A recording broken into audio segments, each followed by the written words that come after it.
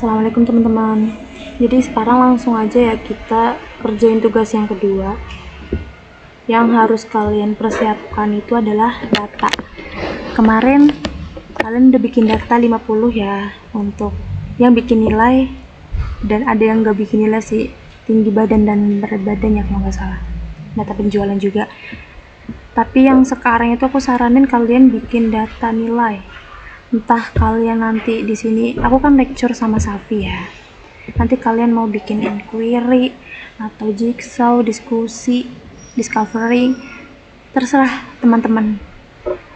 Usahain jangan sama kayak punya aku, karena nanti kalau semisal sama takutnya di komen gitu kan, kayak kemarin.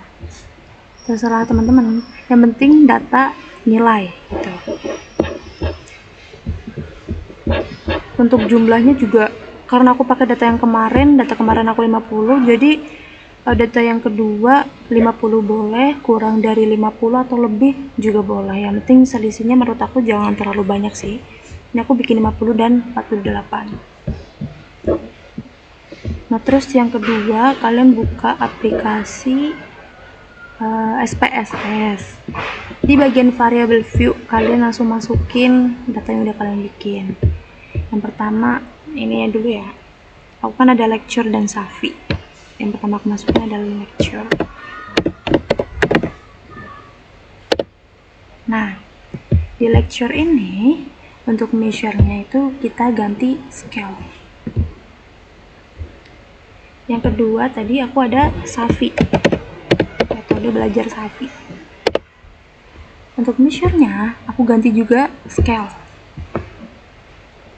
Selanjutnya, kenapa aku saranin buat pakai data nilai? Karena biar nanti dependen sama faktornya itu nggak bingung lagi. Maksudnya kemarin kan kita udah dicontohin data nilai ya. Dependen sama faktornya itu adalah kelas dan capaian pembelajaran gitu. Nanti kalau misal ganti lagi kayak data tinggi badan atau berat badan, aku bingung, aku nggak tahu gitu. Jadi kalau biar aman gitu ya, pakai data nilai aja. Terus yang kedua kita masukin, yang ketiga kita masukin kelas. Nah, di bagian kelas ini values, di bagian values itu kita ganti sesuai dengan dataku ya. Nomor 1 aku adalah lecture, jadi aku masukin values itu nomor 1-nya, nomor 1. Terus untuk labelnya adalah lecture. Add. Selanjutnya untuk ini kan nomor 2 adalah Safi ya, berarti values 2, labelnya adalah Safi. Add. Wow, bisa Safi. Add. Nah, oke. Nah, di bagian measure-nya kita ganti nominal. Yang keempat ada capaian pembelajaran.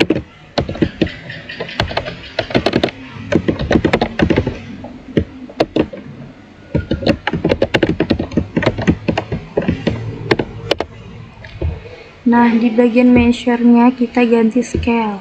Jadi yang beda itu cuma ini, kelas ya. Klik data view. Terus kalian langsung masukin aja data yang udah kalian bikin di Excel atau di mana gitu. Langsung dimasukin. Lecture, copy paste.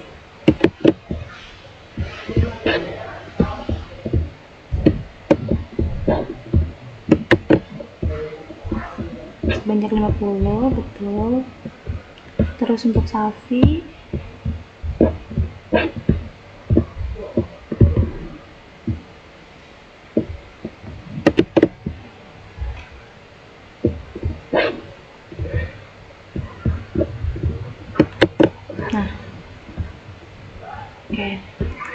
di bagian kelas kan tadi udah dimasukin ya values-nya. Kalau untuk lecture itu 1 dan untuk Safi adalah 2.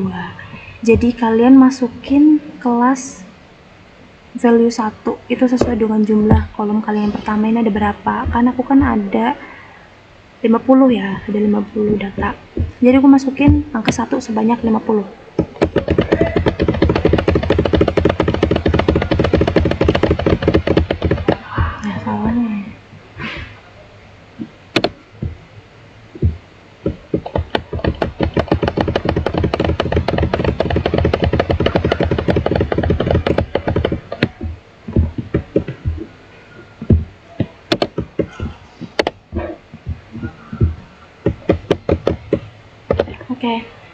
Nah, di bawahnya ini kita masukkan values yang kedua untuk Safi. Safi di sini aku adalah sebanyak 48. Jadi aku masukin yang kedua sebanyak 48.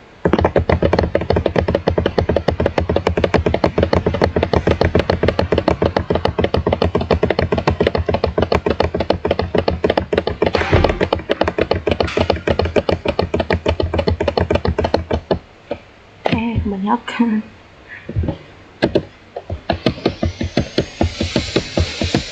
Oke. Nah, sudah ya. Terus untuk kolom capaian pembelajaran kalian ini blok data yang lecture, copy paste di sini, salin di sini. Nah, terus yang Safi juga copy paste, taruh di bawah sini nih, di bawahnya yang lecture tadi. Udah ya. Aduh, lebih satu. Oh my god, aku lebih satu. 98 ini kurang. Pusing banget. Udah ya. Terus ke abis ini udah, kita ke analyze, descriptive statistics, kita pilih explore. Nah, di sini klik capaian pembelajaran, masukin ke dependent list, klik kelas, masukin ke faktor. Udah, statistik nggak usah diperhatikan, langsung ke plot saja. Nah, di bagian deskriptif ini checklist histogram, terus checklist juga normality plot with test, continue. Di bagian display, karena kan kita mau nampilin statistik sama plotsnya, jadi kita pilih bold. Nah ya, bold. Oke. Nah, langsung kita tunggu. Yang harus kita analisa itu yang pertama adalah case processing of summary. Nah, di sini kita perhatikan presentasenya berapa persen. Kalau udah 100%, berarti data kalian udah terbaca semuanya, nggak ada yang terlewatkan, itu udah tercover semuanya. Udah lolos, langsung ke test of normality.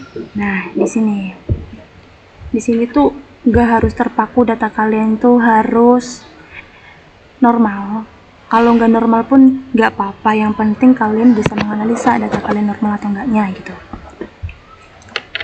Caranya menganalisa itu gimana? Kemarin kan itu udah dijelasin ya sama dosen, kalau misal taruh signifikansi untuk uji normalitas data adalah 0,05. Di sini ini kayaknya nggak keluar deh kursornya.